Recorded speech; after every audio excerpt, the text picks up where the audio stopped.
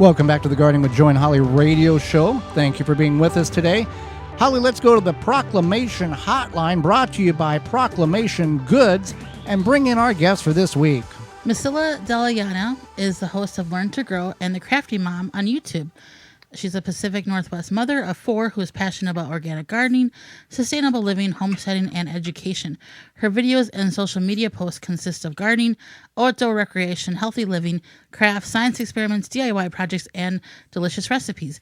She's also the author of the 4 Seasons Food Gardening. Welcome to the program, Misilla.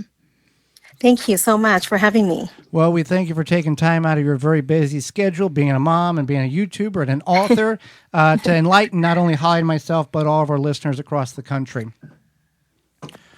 I want to get into, we'll talk about your book in a moment because I got some questions on that. We want to ask you first, you grow 14 different kinds of mint.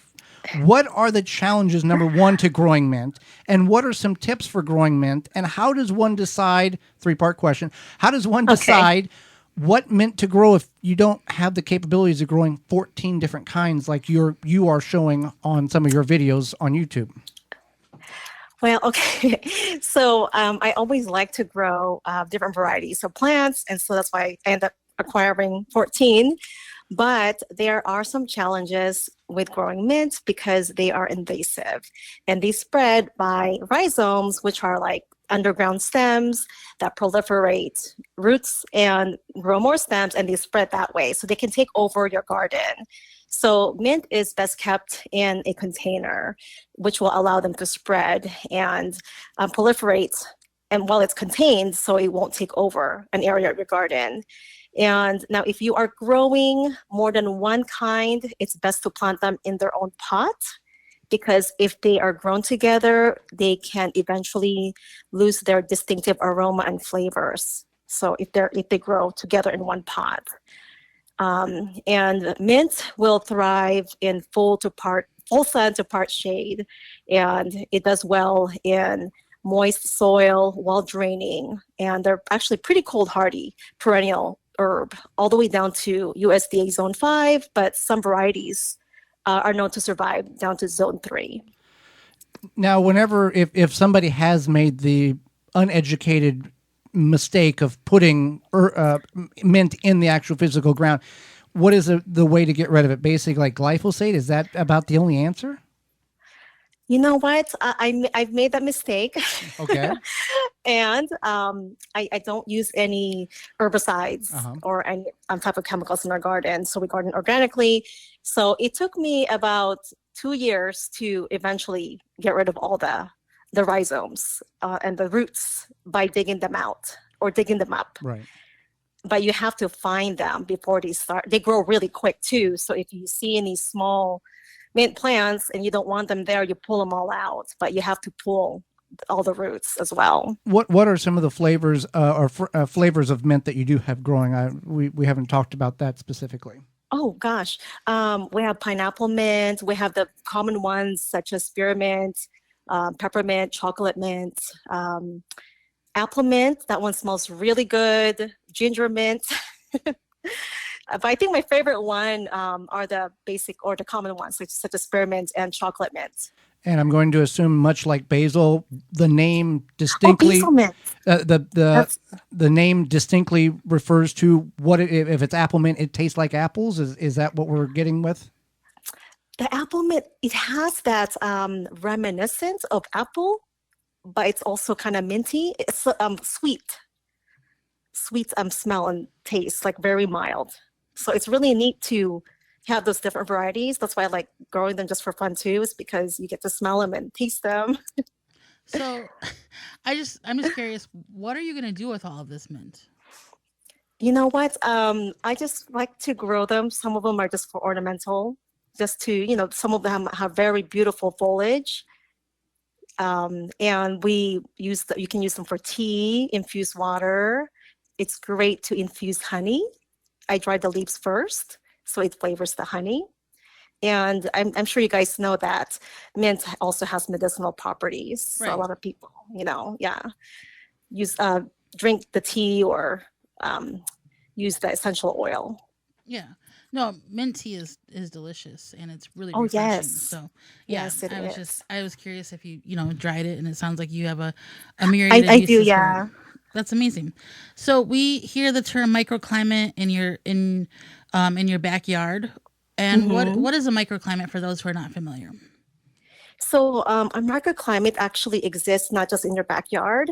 So a microclimate is an area that's within a region with different weather or varying climates. So an example is where I live. So I'm in Washington State, but the west side, I am the west side of Washington State, is next to the Pacific Ocean. So that side is influenced by the ocean. So in the summers, our weather's cooler, and in the winter, it's also cooler than the east side of the Cascade Mountains, where it's usually warmer and dry in the summer and colder in the winter. So those are also microclimates in the bigger scale. But the microclimates in your garden would be your backyard if it's facing south. That's going to be warmer than what's on the north side of your house. Also, if you have a concrete wall, which is or stones of pavement around your area, those are considered heat sinks, which absorb sunlight energy that would radiate the heat to its surrounding areas. So that would be a great microclimate to grow warm crops like peppers or tomatoes or summer squash. Great information there. I want to talk about your book. Your book is Four Sure. Seasons Food Gardening. I know people say you shouldn't buy a book because of the cover, but just Mhm. based on the title, everybody should pick this up just because of the uncertainty that we have with the food system now, with a lot of I different. agree now. What Yes. is something inspiring that is in the book that would encourage our listeners to go get a copy? So in Four Season Food Gardening, I go over the basics. So basic gardening information, but also if people want to go in a realm of composting and incorporating perennial crops that will produce for many years once they're established. I've listed some perennial crops in there that you can incorporate in your garden. Also go over cold climate techniques so you can extend your growing season. Just because it's fall or winter doesn't mean that you can't be harvesting crops, because you can extend your season by using certain methods. And also the book is laid out by season. That includes the different ways to grow, not just in ground, but also in raised beds, in containers. So if someone has a small space, they can also grow in pots and or tower gardens. Also, I go over natural ways to growing organic food, so you don't have to rely on chemical fertilizers, and also to grow organic food, and so you could be sustainable and be efficient in gardening. Great. So we are talking with Misilla dela Llana. We see that you grow elephant garlic, which is not quite garlic. We grow hardneck garlic, and then there's also the soft neck variety. What is the difference between real garlic and elephant garlic, and is there one you prefer to grow over the other? So we grow both, and we love to have them both.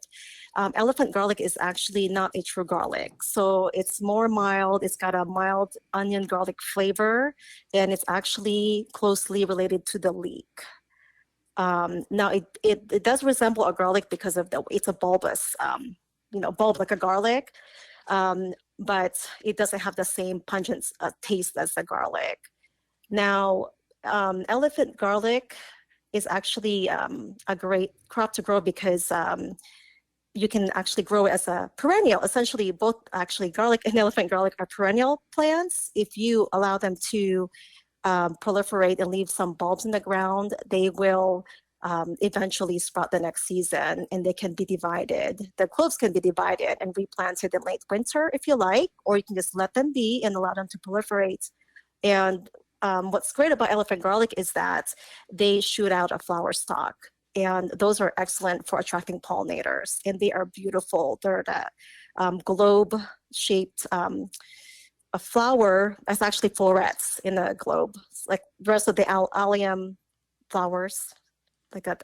Such it kind of looks like the chives, Right. except it's Yeah, yeah, it's like a much bigger globe of florets. Yeah, it's purplish, beautiful. usually like a purplish, pinkish Yeah, color. Yeah. yes. So yeah.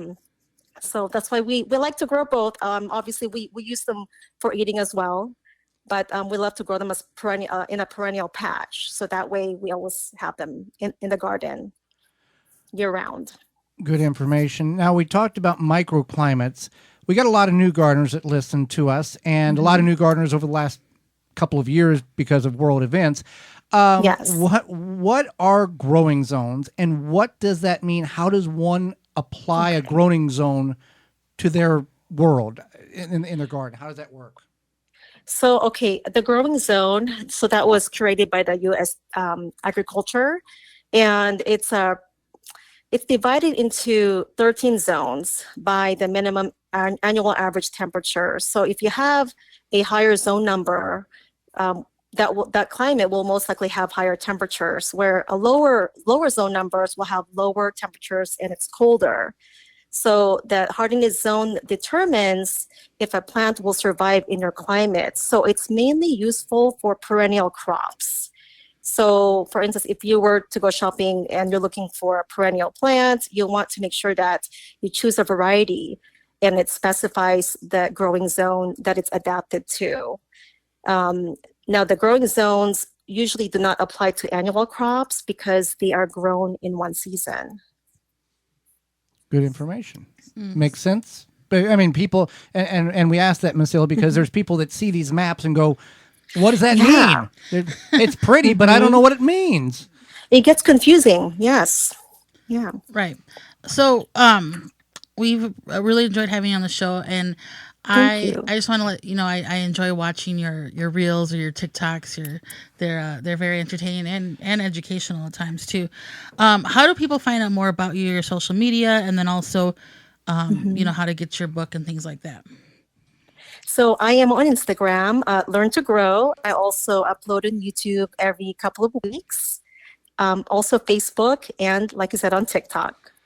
And they can order or pre-order my book right now through Amazon.com and other book retailers online.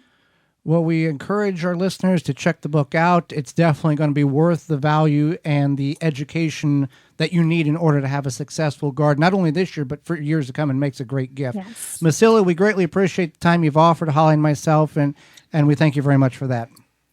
Thank you so much for having me again. Absolutely. For more information, please visit thewisconsinvegetablegardener.com.